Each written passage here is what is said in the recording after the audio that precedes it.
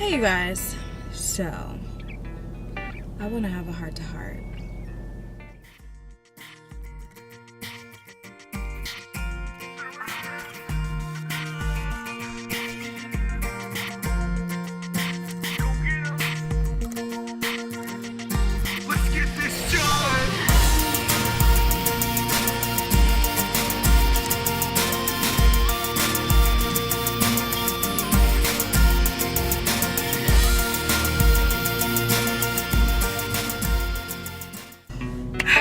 Welcome back to Cooper D TV. I am Tamar. If you are new here, welcome. I just reached over 100 subscribers, and I'm so excited.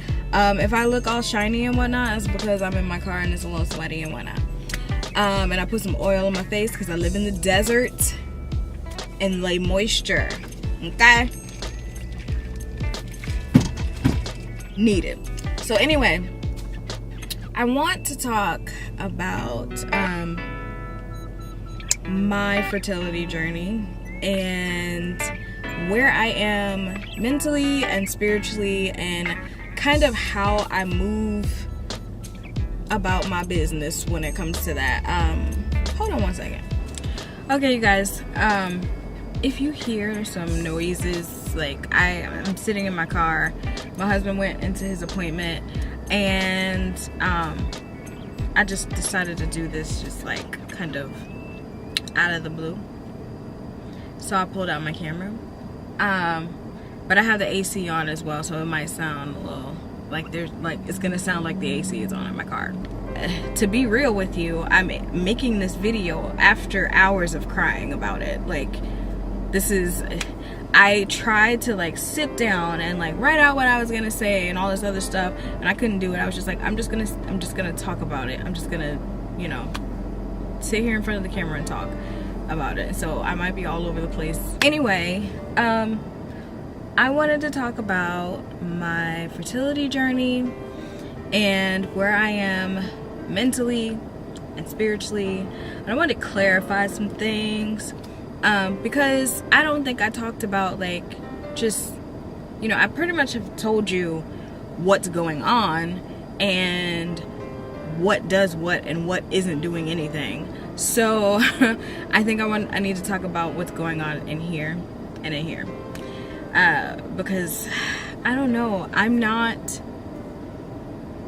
like the other moms or the other women who are going through infertility.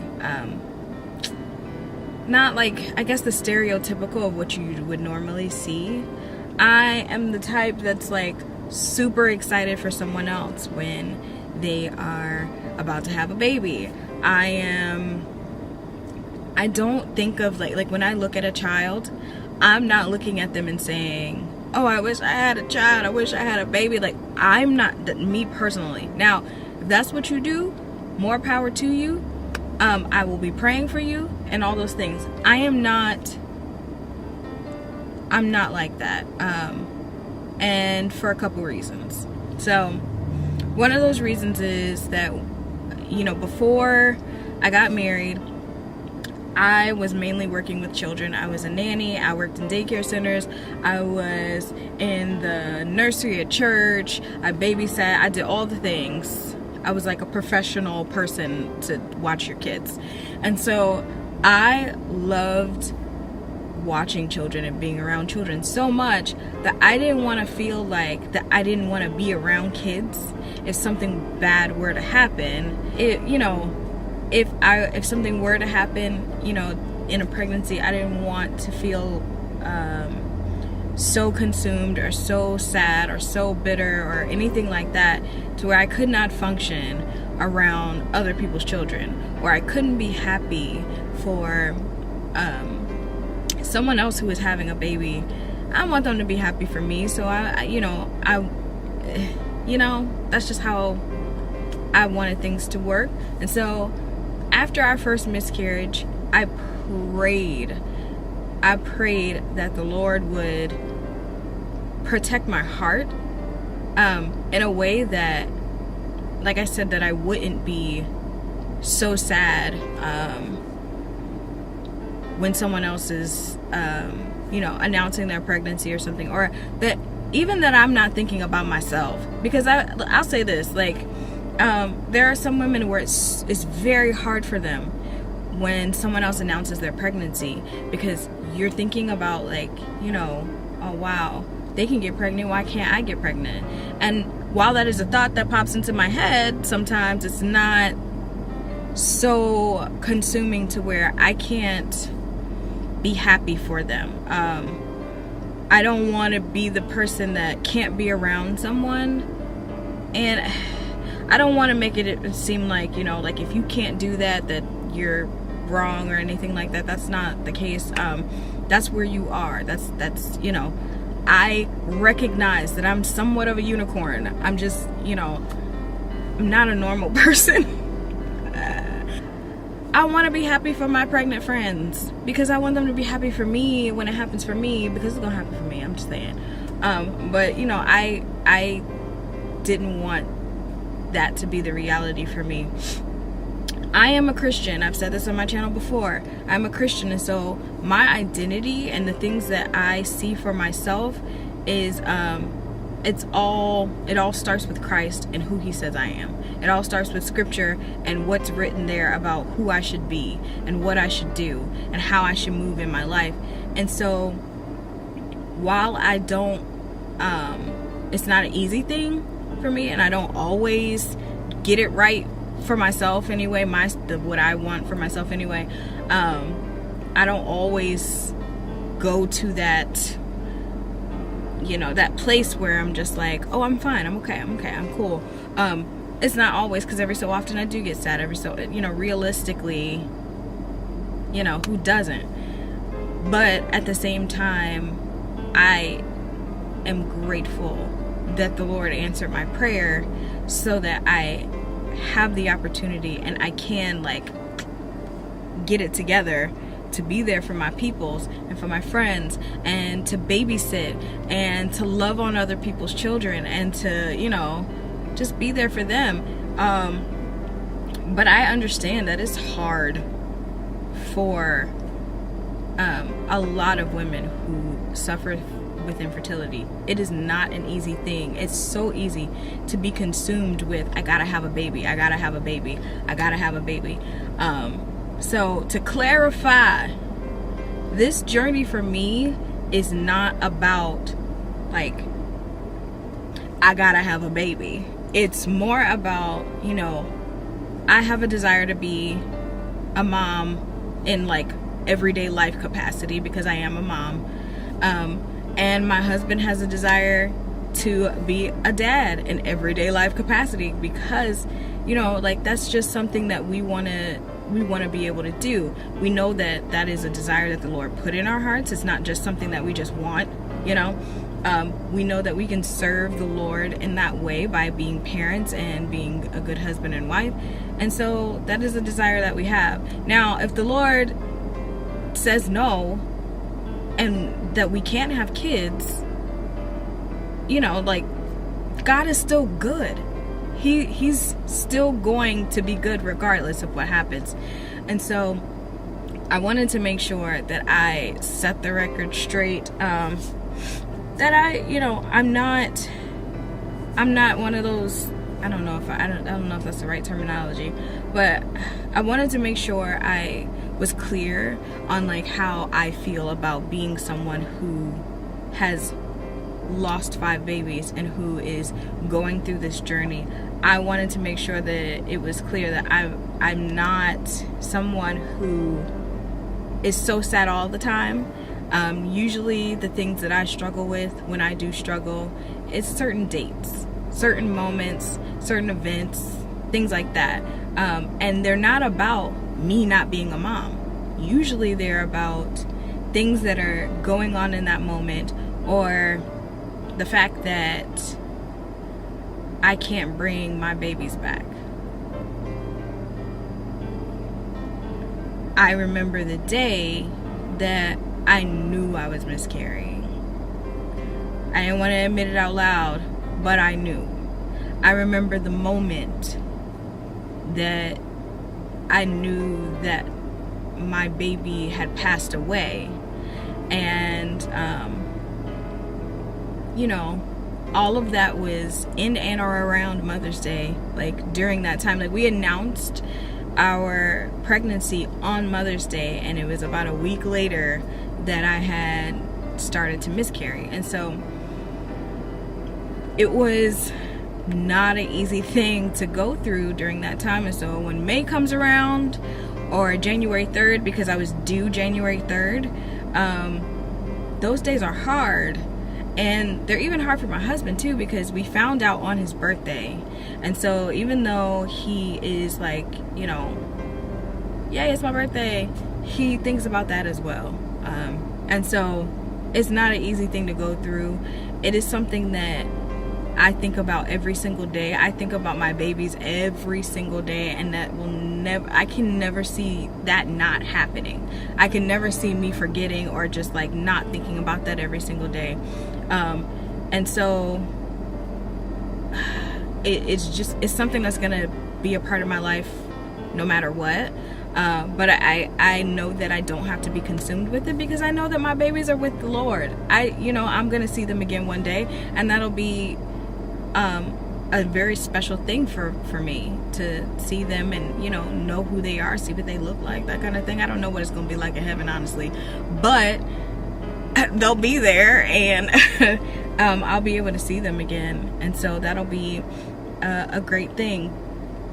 But the flip side to it is, just because they're going to be there and I'm going to see them again doesn't mean that I'm not going to grieve. Doesn't mean that I'm not going to be sad.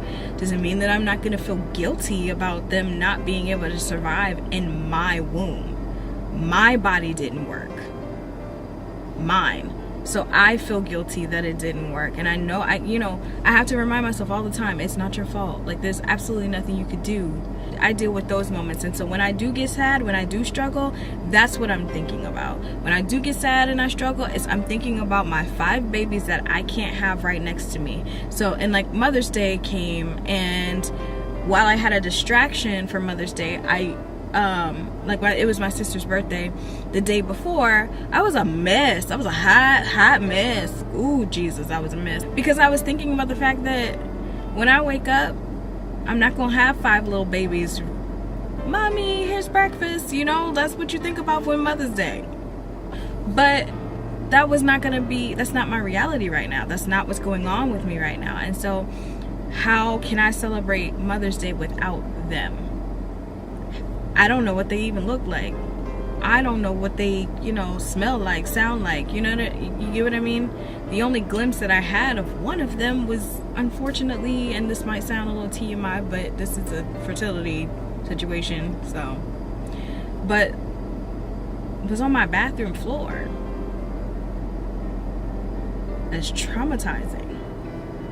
So I'm going to be thinking about that every single day. I'm going to be, there's not going to be a day that I don't. It's just a reality of it.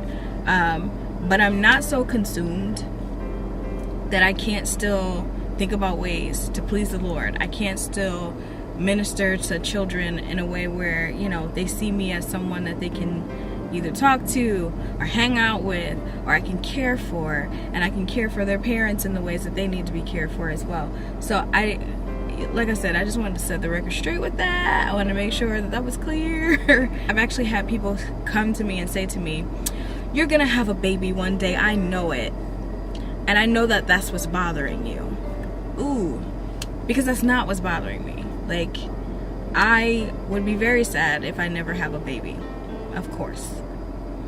But at the same time, I would be even more sad that I did not spend my time and my energy doing what pleased the Lord, and not being so consumed that I couldn't, that I couldn't think outside of myself.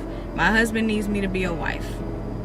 My church needs me to be a member and to be good for them and stuff like that. So if I'm so consumed with having a baby and I'm so depressed about that, then, I can't be those things. I know me. I do know that the Lord did answer my prayer when it came to my heart towards children and my heart towards other women who are pregnant and having babies, and new moms, and even women who are going through fertility issues and then they get pregnant. I know what it feels like to be pregnant and to have that baby in your womb, and for it to be alive and then it not be alive. I know what that feels like. And so when I see a woman who is pregnant and has that blessing growing inside of her, I am so happy for her, because I know what it feels like to not have it anymore. I know what it feels like to never be able to hold that baby ever. And so I want to be there for them. I want to, make sure that I'm a good friend.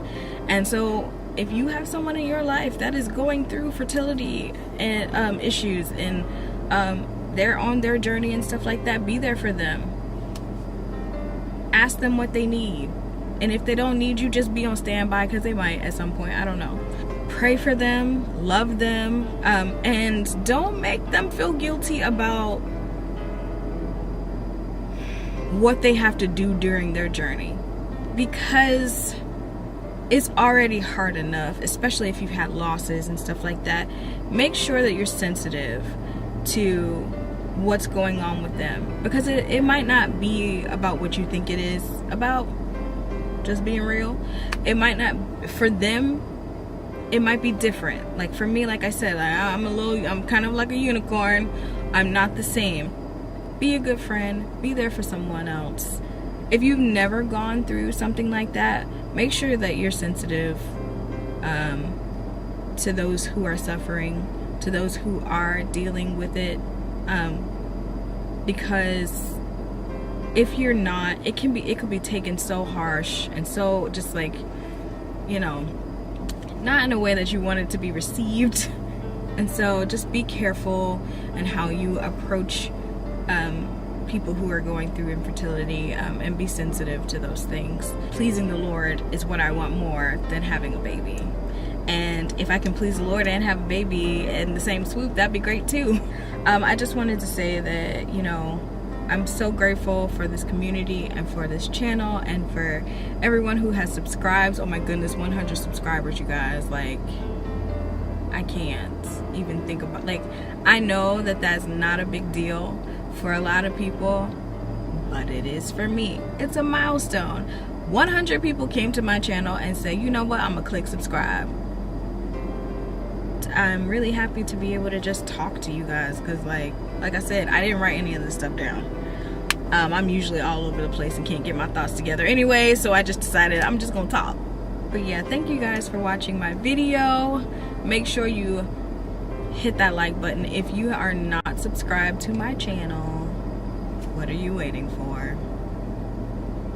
Also, click the little bell that's right beside it too. Like, if you want to know when I'm gonna post next, you gotta hit the button so you can get a notification, so you can see my videos and stuff and whatnot. Okay? Alright.